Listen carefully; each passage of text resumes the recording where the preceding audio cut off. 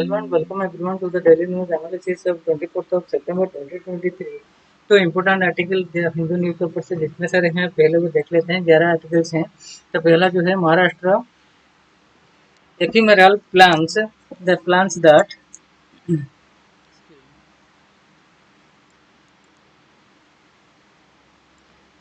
wait for monsoon to bloom. Then IBSA meets seeks to amplify the global South's voice. Then Bihana Didi wins Norman Borlaug Award for introducing rice variety. Then Kaubal Gully, Muskoho Valley opens up for the tourist. Tamil Nadu, Kerala to join hands to count endangered Nilgiri Tahar. 95 million Pakistanis under poverty, says World Bank. Draft patent amendment rules undermine the pre-grant oppositions. Then why are the reasons for rise in global debt? Then why have India Canada tension worsened? Then what will hold up women's reservation bill? Then two chief proposal under process। ये 11 article हम लोग देखेंगे। पहले देख लेते हैं Maharashtra ephemeral plants that wait for monsoon to bloom। तो ये है Maharashtra's ephemeral plants that wait for the monsoon to bloom. Blooming is often associated with the spring season, yet only a few know that in parts of Maharashtra certain plant species wait throughout the year to bloom only during the monsoon because they love rain. Such plants are termed ephemeral. They are of two types, annual and perennial. Explain researchers from the International Union of Conservation of Nature Species Survival Commission IUCN SSC Aditya Gadkari, member and researcher at IUCN SSC Western Ghats Plant Specialist Group WGPSG, says annual ephemeral from new individuals every year and are seen for a very short period. They form seeds at the end of their life cycle, remaining dormant till the next year. Perennial have a source like a tuber or a bulb in the soil. So it is the same individual, but the other plant stem flowers are newly formed. The IUCN SSC WGPSG does not work only on monsoon flora. Its primary work involves making threat assessment of all species distributed in the Western Ghats blooming period. Monsoon ephemeral bloom toward the end of May and throughout June, July, August and September. Some other monsoon ephemeral will just form leaves and little branches structure after a few showers.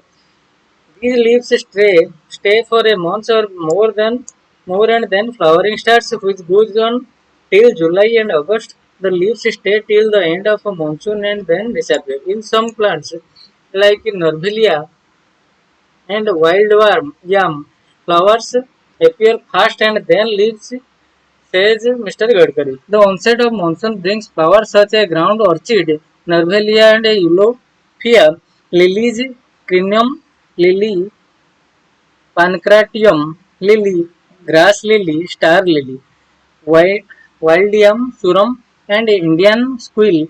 The late monsoon brings flowers such as ground orchids, habenaria, and peristylus.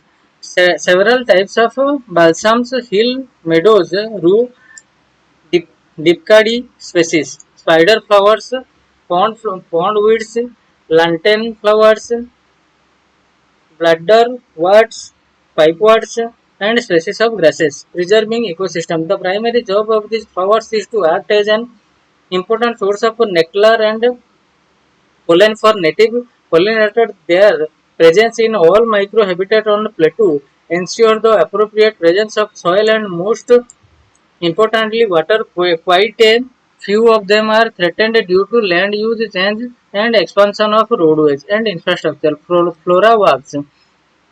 Environmental and educational organizations have been carrying out flora walks over the last few years. Anurag Karekar, project director of Naturalist Foundation and founder of Naturalist Explorer, says walks are organized to see the mass flowering of the crinum lily on the hilly slopes and plateaus of Bhatpada, Bhatpada Hills in Virar, Upper Kanheri, and Gaimukh Trek of the Sanjay Gandhi National Park. Trekker also spot unique flowers like Kali Musli and squirrel in the Yeur Hills of Thane.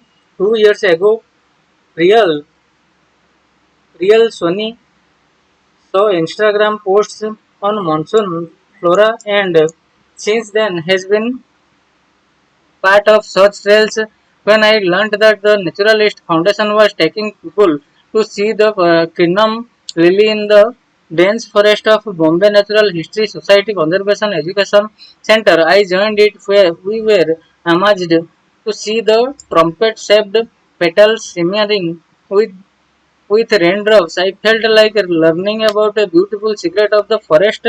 Prathamesh Prathamesh Desai has been observing birds for 13 years through. Though flowers have sparked his interest, he found the technicality of a flora overwhelming. One of my flora enthusiast friends ignited my interest in the world of flowers. I am now interested in the habitat and niche difference of a particular species. Finding a particular species is like a treasure hunt, which I find exciting, he says. The next way IBSA meet 6A to 6 to amplify the global South's voice. External Affairs Minister A. Jaishankar, who is visiting to the United States, met with his Brazilian and South African counterparts as part of the IBSA groups to further strengthen South-South cooperation. A very productive IBSA meeting with Foreign Minister Mauro Vieira and Naledi Pandor on United Nations UNGA 78 sidelines. Mr. Jaishankar said, remarking that the meeting's outcomes demonstrated solidarity between nations of the global south. The minister is in New York to address the 78th session of the United Nations General Assembly and the plurali, plurilateral, plural, plu- sorry, plurilateral and bilateral meetings standard standalone meeting. IBSA joint communique released on Saturday announced that a standalone meeting of foreign ministers would be held in the first quarter of 2024. The statement reaffirmed the strategic significance in advancing and protecting the interests of global south, noting the countries were focused on, among other things, upholding independent foreign policy while calling for the peaceful resolution of conflict. The ministers reaffirmed their commitment to principles of United Nations Charter such as equal sovereignty and non-interference in other countries' internal affairs, greater democracy, and the rule of law in the international relations as per the communique. International humanitarian law, respect for human rights, territorial integrity, and reformed multilateralism were also reaffirmed in the document. The group expressed its frustration with the paralysis of intergovernmental negotiations of United Nations Security Council reforms and were more generally comprehensive United Nations reforms. It called for the text-based negotiations with fixed timelines and in a formal setting to be held during 78th UNGA session, backing the aspirations of India, Brazil, African countries for permanent seats on the UNSC. The communique also called for increasing permanent and non-permanent membership of the Council to include where wider representation from Africa, Asia, and Latin America. Anti-terror conventions. The group agreed to push for the adoption of the Comprehensive Convention on International Terrorism at the United Nations and reaffirmed the sole authority of the United Nations Security Council for imposing sanctions. It also called for urgent reforms of UNSC sanctions committees with a view to increase their effectiveness while avoiding politicization and double standards. New Delhi pursuit of United Nations sanctions on terrorists has on multiple occasions has frustrated because Beijing has wielded its veto to hold up listings. India has also opposed and tried to find workaround to non-United Nation backed economic sanctions, just such as in the case of Western economic sanction on Iran and Russia, the ministers also called for the reform of the World Bank and the International Monetary Fund and regretted that developed economies had not met their climate finance goal of $100 billion per year by 2020. Bilateral meetings apart from meetings of IBSA and the Quad India with Australia, Japan and US, Mr. Jaishankar held bilateral talks with Australia, Bahrain, Japan and United Kingdom with Japan's new foreign minister Yoko Kamikawa. Mr. Jaishankar discussed the special strategic and global partnership and the regional, multilateral and global cooperation between the two countries, he said on X. Australia ties with Foreign Minister Penny Wong of Australia. Mr. Jaishankar wrote that he had discussed the positive trajectory between the two countries and specific steps to take the relationship forward with the UK's Minister of the State for Foreign Affairs Tariq Ahmed. Mr. Jaishankar said that he had discussed the bilateral relationship and Ukraine good conversation on connectivity, economic linkages, and regional dynamics. Mr. Jaishankar wrote describing his meetings with the Bahrain Foreign Minister Abdullah Latif bin Rashid Al Jayani. Then next, Bihana Didi wins a Norman Borlaug Award for introducing rice variety. Fondly called Bihana Didi, Seed Lady by local communities in Odisha, agriculture scientist Swati Nayak has perhaps begun to reap the fruit of having lived in tribal villages with the farmers and understanding their actual needs. On Thursday, Mrs. Nayak became Miss Nayak became only the third Indian agriculture scientist to win the prestigious Norman E. Borlaug Award for 2023. Farmer at Dumuria in Mayurbhanj district of Odisha still recalls how children from a distance used to recognize Mrs. Nayak and thought, thought that the seed lady had arrived. This is how the World Food Prize Foundation WFP Foundation explains she is fondly remembered by the local communities in Odisha. Now with the International Rice Research Institutes, Mrs. Nayak won the Borlaug Award for Field Research and Applications, a unique distinction when usually breeders walk away with such awards. What probably attracted global attention to her work was that Mrs. Nayak and her team formulated a strategy for introducing a drought-tolerant Sahavagi Dhan rice variety in Odisha.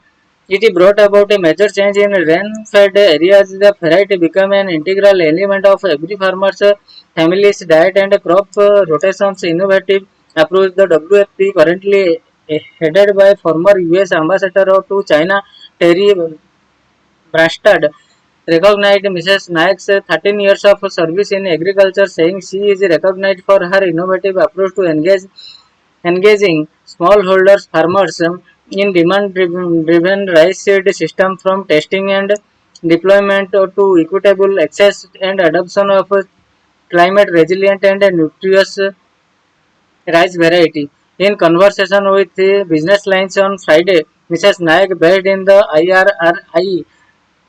RRI's Delhi office since 2013, dedicated the award to work done by scientists in the entire extension ecosystem as it connects the laboratory with farms. This is indeed a moment of pride for me, my organization, IRRI, farming community, my family and friends, young women scientists of the globe. It is an opportunity to put my voice louder and showcase the work which I have been doing on the ground of as a field scientist. No bigger platform can be provided than this, she said. Then next जो है काउबाल गालिम मुस्को valley opens up for tourists.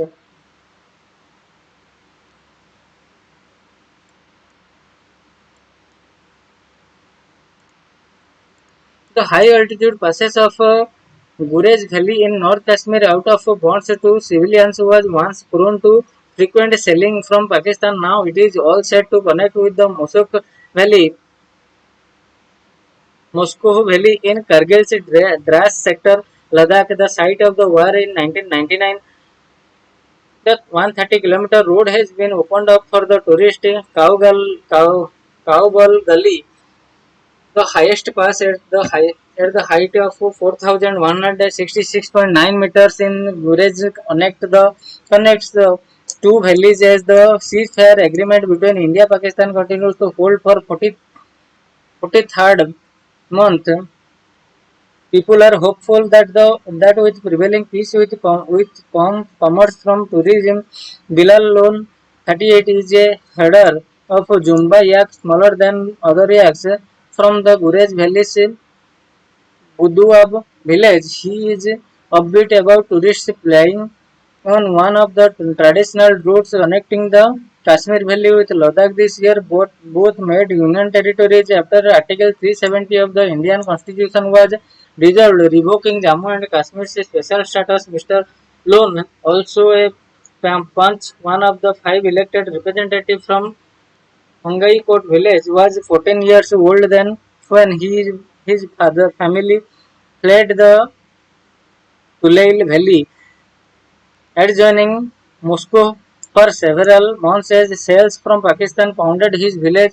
The Gurez Valley, with about 38,000 residents, is already setting a record by hosting 50,000 tourists this year. So far, this is a huge leap as the highest number of tourists that ever visited Gurez in a year. Prior to 2020 was 5,000. Oasis Ahmed, Deputy Commissioner Bandipur, had said the, the administration sees huge tourist potential in opening up Gurez Grass Road to tourists. The road connecting the two villages is being maintained under beacon by the Border Roads Organization and at present is a fair weather road from Abdulin onwards near Kobali Gali. The stretch can be travelled on only by 4 into 4 vehicles. 4 by 4 vehicles. We had recently organized a 4 by 4 car rally on the road. Mr. Ahmad said Faraj Aid, co-founder of Kashmir Off-Road, which organizes overland expeditions in the area, said the road offers a rare range of meadows and passes. Anyone who loves adventure, thrill, and a landscape that is unique would love to take this route, said Mr. Zaid. The Gurez Valley is one of few habitations in Kashmir where villages with only log houses exist with no intervention of urban concrete material. It is also home to ibex, musk deer, and marmots. The meadows of Mosok offers boisterous wild tulip flowers and views of breathtaking glaciers. The valley is also home to endangered Himalayan yew. Then Tamil Nadu, Kerala to join hands to count endangered Nilgiri Tahar. After launching Project Nilgiri Tahar last year for the conservation of the state animal, Tamil Nadu is now working on the standardized protocol to count the endangered population of southern India's only mountain on ungulate. The Tamil Nadu Forest Department will also propose to its Kerala counterpart to conduct a synchronized census as the animal is only found in selected habitats in the two states. For the first time, drones may be used in the census as the Nilgiri Tahar prefers mountain grasslands with steep and rocky terrains at an altitude between 300 meters and 2600 meters above sea level. There are believed to be a little over 3100 of animals living in highly fragmented habitats in Western Ghats in Tamil Nadu and Kerala, ranging between the Nilgiri in the north and the Kanyakumari hills in the south. According to 2015 study by WWF India Synchronized Survey, the Tamil Nadu Forest Department is proposing two census, one in November after the southwest monsoon and the other in March or April after the calving season. If Kerala agrees to the proposal, the second census is likely to be synchronized. Count Supriya Sahu, Additional Chief Secretary of the state's Environment, Climate Change and Forest Department, said this would be the first comprehensive exclusive census for the state animals. Experts felt that mounted count and double observer survey methods could be priority. Models camera traps could also be used in the difficult terrain. The Project Nilgiri Tahar team during field visits experimented with drones to observe Tahar groups. Contrary to our perceptions, they were not disturbed by the drone flown around 100 meters above them, said S. Rama Subramaniam, conservator of forest and field director of Annamalai Tiger Reserve. Besides anthropogenic pressures, Nilgiri Tahar habitats face threats from invasive plants such as wattles, pine, and eucalyptus in the grassland. A component of the project Nilgiri Tahars aim to study the possible causes of the lumpy skin disease that has been observed in the animals and suggest a remedy for it. The next way 95 million Pakistanis under poverty, says World Bank. Poverty in Pakistan shot up to 39.4% as of last fiscal year with 12.5 million people 12.5 million more people falling into the trap due to poor economic conditions, the World Bank has said as it urged the crash-strapped country to take urgent steps to achieve financial stability. The Washington-based lender on Friday unveiled a draft policy note that it is prepared with the help of all stakeholders for Pakistan's next government ahead of a new election cycle. The Express Tribune newspaper reported poverty in Pakistan rose within 1 year from 34.2% to 39.4%, with 12.5 million more people falling below the poverty line of the $3.65 per day income level. According to the World Bank, about 95 million Pakistanis now live in poverty. It is suggested fix. The global lender urged Pakistan to take urgent steps to tax its sacred cows, agriculture and real estate and cut wasteful expenditure in an effort to achieve economic stability through steep fiscal adjustment of over 7% of the economy. Draft, draft patent amendment rules undermine pre-grant opposition.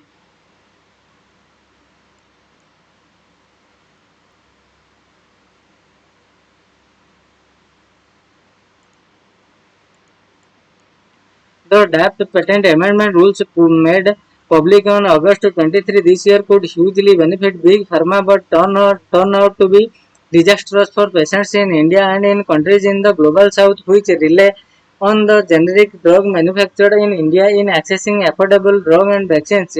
The draft rules released by the Department for Promotion of Industry and Internal Trade for stakeholder comments have made a few significant changes that will create needless hurdles in the pre-grant opposition of a patent. The most important change is about granting the controller the power to determine the maintainability of the representation by individuals of civil society organization to file pre-grant opposition. Pre-grant opposition is an important public health safeguard against patent evergreen and merited monopolies. It is one sure way to ensure that quality assured and affordable generic remain accessible, says Lina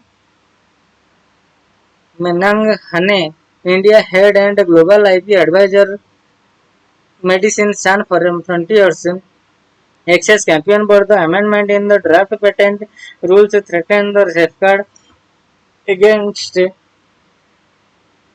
extending the duration of a patent protection on completely frivolous ground. Big Pharma has lobbied for years to remove essential safeguard from India's patent laws. The purpose of the draft amendment rules to pre-grant opposition is to knock out people whom they don't want to challenge the granting of patents. This is wrong. How will the controller decide the maintainability and on what basis? There is no guiding factor. This will create more problems.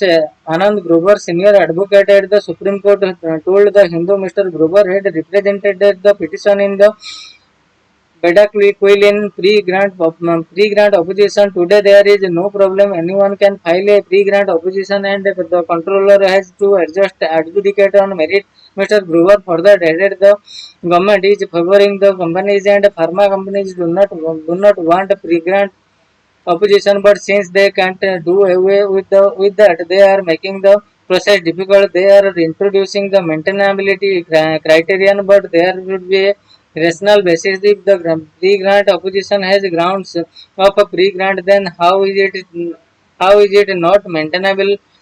The controller will decide on an arbitrary basis about maintainability, which is wrong. The draft rules on who is eligible to file a pre-grant opposition comes at a time when on September 13 this year, Nandita Venkatesh from India and Umeja Tisile from South Africa were listed in the Times Magazine 100 emerging leaders globally who are defining the next generation of leadership. The reason for being chosen in the select club, their stellar role is in successful threatening Johnson and Johnson attempt to extend the patent protection for its oral drug bedaquiline to evergreening. Bedaquiline is a very important drug for treating multi-drug resistant TB.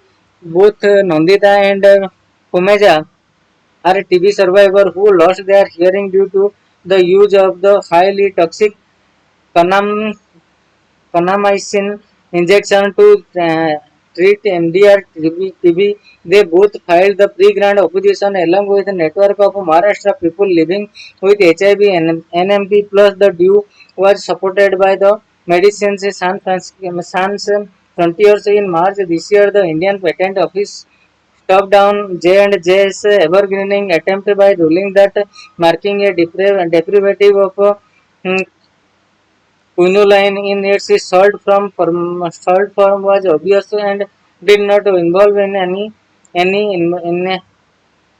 inventive steps and is therefore non-patentable. Currently, the Patent Act explicitly permits any persons to file a pre-grant opposition with the discretion of controller, but as per the draft patent amendment rules, the maintainability of the petitioners who file a pre-grant opposition will not be automatic but will be determined by the controller. While any persons can currently file a pre-grant opposition, only interested persons can file a petition with when it comes to opposing patents that have already been granted. Bringing in maintainability of a representation in pre-grant opposition will face the same fate as big pharma can also always contest the councillor's decision regarding maintainability of a petitioners, says Mrs. Manghana. Bringing in maintainability of representation in the pre-grant opposition will be the first major amendment to the Indian Patent Act. The provision of pre-grant opposition in the Indian Patent Act is unique in the world. The reason why Big Pharma has been opposed to it as they want continue control over the market and charge high prices for their products. Any weakening of the provision will be disastrous for patients as they will not be able to afford the high price of medicines, and the generic drug industry will be affected too, says Dr. Biswajit Dhar, Vice President, Council for Social Development. There have been innumerable instances when pre-grant opposition filed by patients group and civil society organizations have resulted in the rejection of a patent protection extension sought by Big Pharma based on frivolous claims of novel invention. For instance, in May 2006, in the case of tenofovir disoproxil fumarate, a first-line antiretroviral used for treatment of people living with HIV. The pre-grant opposition was filed against Sahara by the Indian Network of People Living with HIV/AIDS and the Delhi Network of Positive People. Pre-grant opposition was based on the ground that the drug consists of a previously known compound. In another instance, Boehringer Ingelheim Helms patent applications for its pediatric pediatric form of the anti-AIDS drug nevirapine was rejected in 2008 based on a pre-grant opposition filed by socio-legal group lawyer collective on behalf of a patients group in May 2006. Other high-profile attempts at the evergreening that failed due to pre-grant opposition filed by patients group and civil society organization including Gleevec, imatinib, mesylate, zidovudin, lamivudin, first-line HIV medicine, and lopinavir, ritonavir, second-line HIV medicines. What are the reasons for rise in global debt? What are the reasons for rise in global debt? Global debt rose to an all-time high of $307 trillion in the second quarter. By the end of June 2023, the Institute of International Finance (IIF) said in a report released last week, quite notably, global debt has risen by about $100 trillion over the last decade. Further, global debt as a share of gross domestic product has started to increase once again to hit 336% after dropping quite steeply for seven consecutive quarters. What is global debt? Global debt refers to the borrowings of the governments as well as the private business and individuals. Governments borrow to meet various expenditures that they are unable to meet through tax and other revenues. Government may also borrow to pay interest on the money that they have already borrowed to fund from past expenditure. The private sector borrows predominantly to make investments. Why is it rising? Both global debt is in nominal term and global debt as a share of GDP have been rising steadily over the decade. The rise came to a halt during the pandemic as economic activity turned sluggish and lending slowed down, but global debt levels it seems have started to rise again in last few quarters. Most over 80% of the rise in the global debt in the first half of the year has come from the advanced economies such as US, the UK, and Japan and France. Among emerging markets economies, China, India, and Brazil have the most growth in debt during the first half of the 2023. Total global debt rose by $10 trillion. This has happened amid rising interest rates, which was expected to adversely affect demand for loans, but a rise in debt level over time is to be expected since the total money supply usually steadily rises each year in countries across the globe. In other words, the rise in global debt level witnessed during the first half of the year is nothing out of the ordinary and does not per se have to mean trouble for the global economy. In fact, even a simple rise in the total amount of savings in an economy can cause a rise in debt level as these increased savings are channeled into investment. What is more interesting than rising debt levels is the drop in global debt as a share of GDP over seven consecutive quarters prior to 2023. The IIF attributes the decline in the global debt as a share of GDP to rise in price inflation, which it claims has helped governments to inflate away the debt denominators in their local currencies. Inflating away of the debt refers to the phenomenon wherein the central bank of a country either directly or indirectly uses freshly created currency or currency to effectively pay off outstanding government debt by, for example, purchasing government bonds in the market. But the creation of fresh money causes prices to rise, thus imposing an indirect tax on wider economy to pay the government's debt. Is it cause for worry?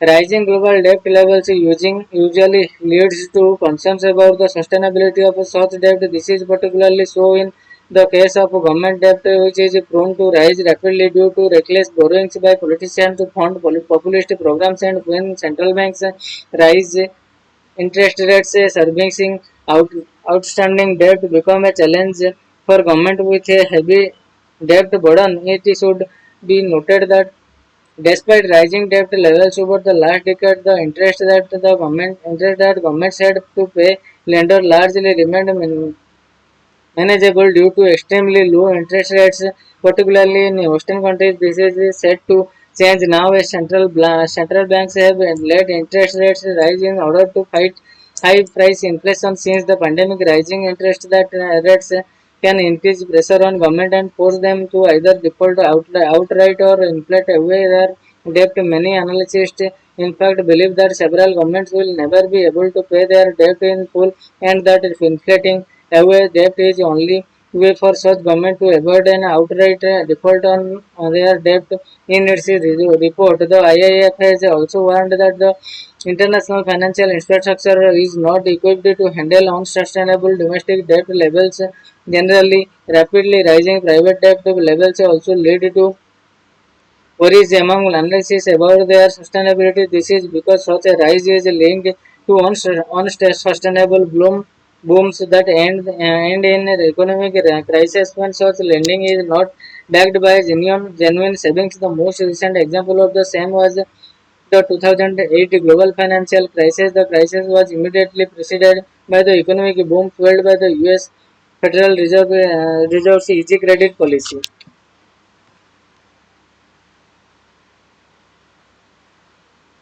Then as the five have India Canada tension worsened.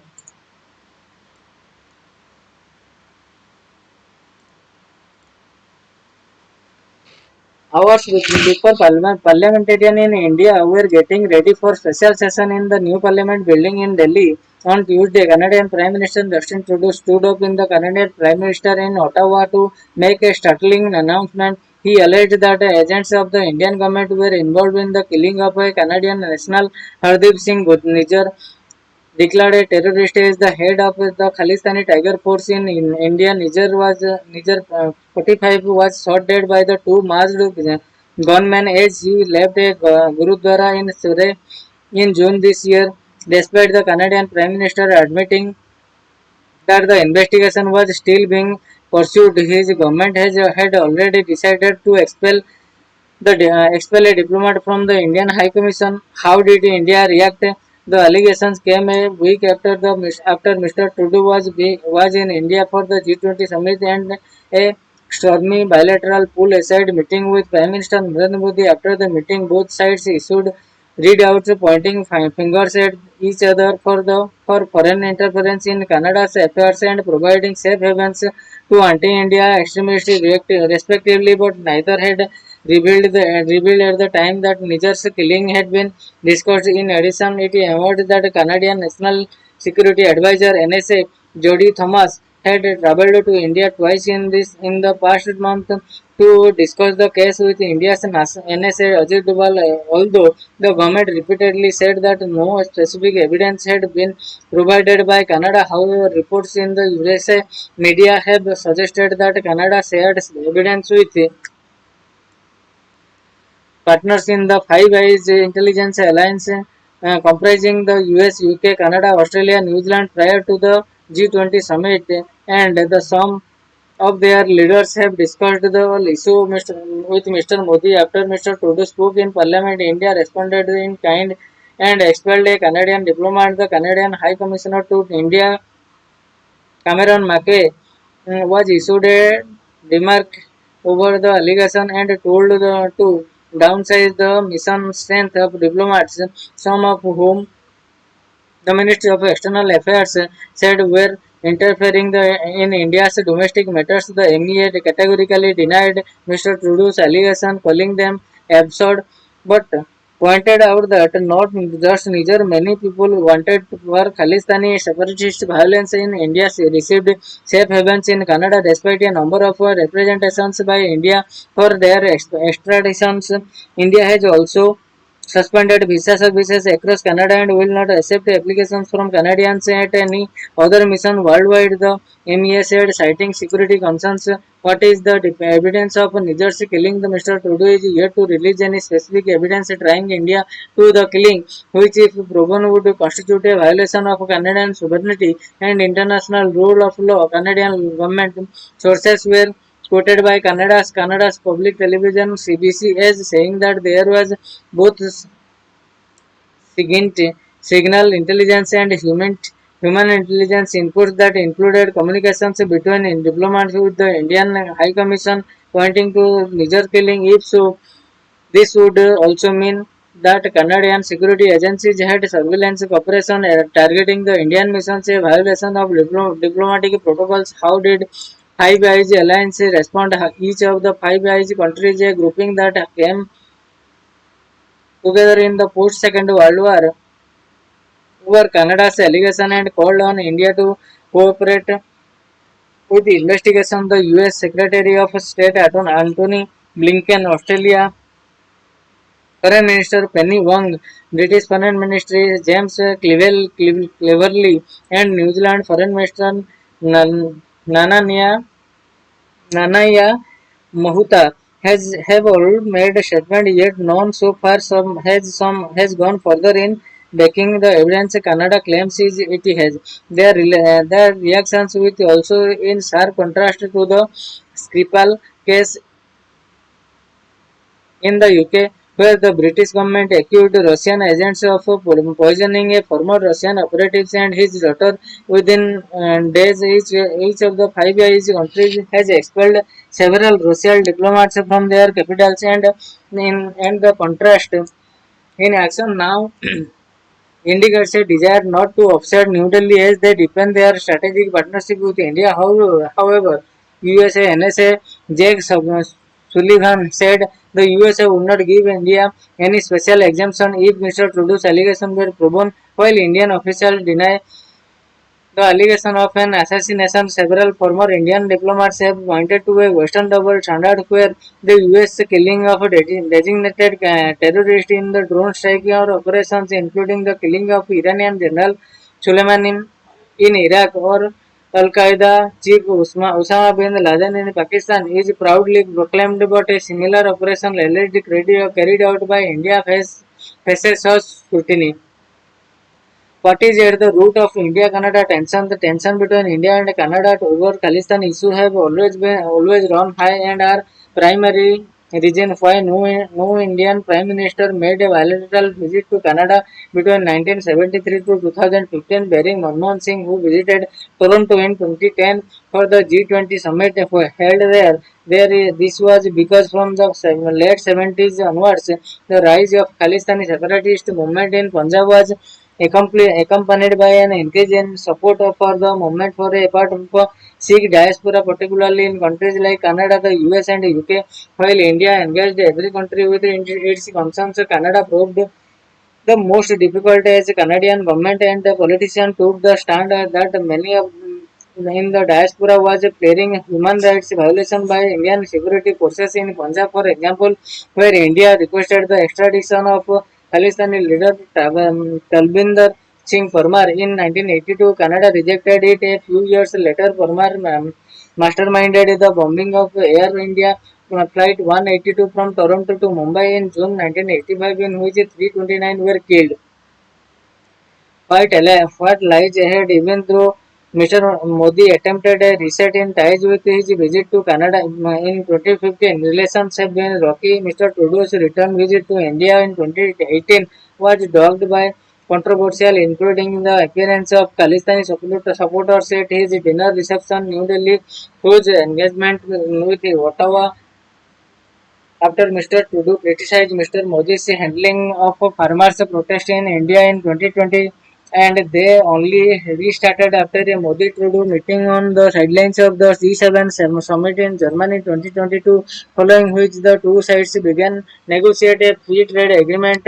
After Niger killing, Canada cancelled a trade delegation's visit to Delhi and put FTA talks on pause between them. India and Canada issued half a million visas to each other's citizen. Last year, Canada accepted 2,26,000 Indian students and Indian diaspora in Canada today stands at 1.4 million. India's decision to suspend visas to Canadian could see reciprocal actions by Canada that would affect hundreds of thousands awaiting their visas.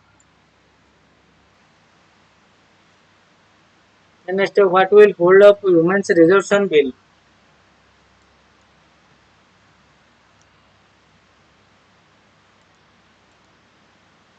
In a historic move, Parliament passed the Constitution 128th Amendment Bill, commonly referred as the Women's Reservation Bill, which provides a 33% reservation for women in the Lok Sabha and State Legislative Assembly. On September 21, the bill secured all the votes in Rajya Sabha a day after securing near unanimous support in the Lok Sabha. It will now require the President's assent to become a law. What does the bill say? The Nari Shakti Bandhan Abhiyan, as the bill is called, seeks to reserve one third of all seats for women in Lok Sabha, the State Legislative Assembly, and the National Capital Territory of Delhi. This will also apply to seats reserved for scheduled caste and scheduled tribes in Lok Sabha and State Legislative Assembly. The seats reserved for women will be routed after each delimitation exercise. What are the main issues regarding the bill?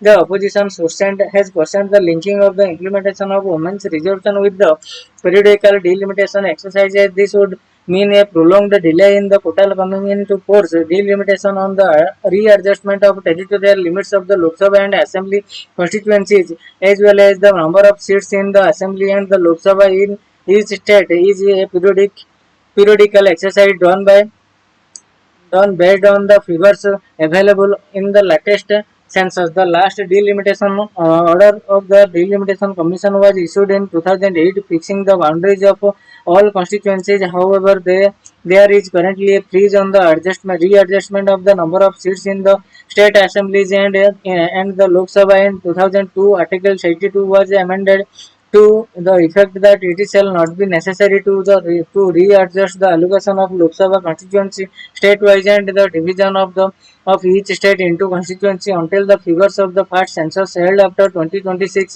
were available. The main issue raised was whether this would mean that the women's quota would not be implemented until 2031 census figures are available and delimitation is subsequently done. The decadal census due in 2021 but delayed due to the COVID-19 pandemic is yet to be conducted. However, Home Minister Amit Shah informed the Parliament that the census and delimitations exercise would be done immediately after the general election due in 2024.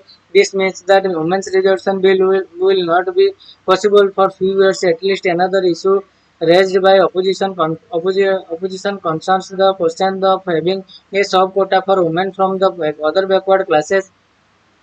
While there is reservation for SC and STs in the Lok Sabha state assemblies, and there is no separate reservation for OBC who constitute more than 40% of the population. Two members in the Lok Sabha, Asauddin Owaisi, said Imtiaz Jalil of AIMIM opposed the bill on ground that it should have separate quotas for OBC and Muslim women, as both communities are underrepresented in Parliament and legislative assemblies. What laid the ground for the bill? It was the enactment of 73rd and 74th amendments to Constitution in 1993, which laid the ground for Women's Reservation Bill.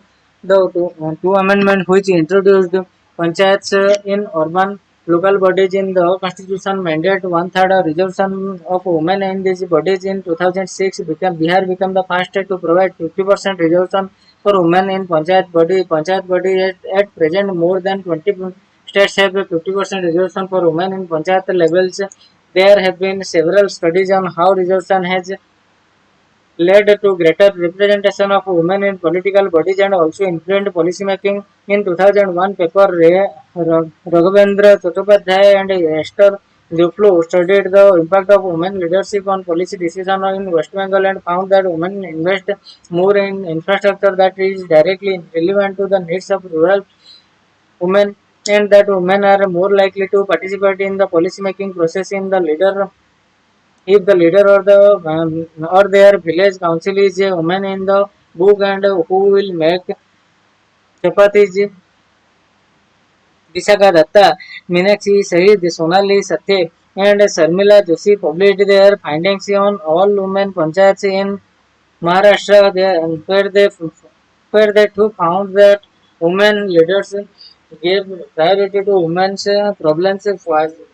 Was this first Was this the first attempt to pass the bill? There were several attempts made to bring about reservation for women in Lok Sabha and State Legislative Assembly. The 81st Constitution Amendment Bill was first introduced in Lok Sabha in 1996 and by the Devegowda-led United Front government. It was referred to a joint committee which gave a certain recommendation with the bill failed to get the approval of the House in 1997 and left later with the dissolution of the Lok Sabha in 1998. The Atal Bihari Vajpayee-led National Democratic Alliance government introduced the bill, but it left after the government fell in 1999. The bill was introduced in 1999, 2000, 2002, 2003, but failed to get passed in 2010. The Manmohan Singh-led United Progressive Alliance government tabled the bill in Rajya Sabha. However, the bill was never taken up for the consideration in the Lok Sabha, left with the dissolution of the 15th Lok Sabha.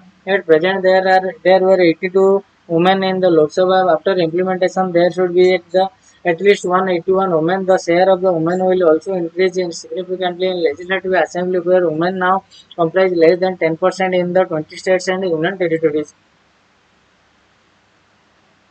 Two chief proposal under process.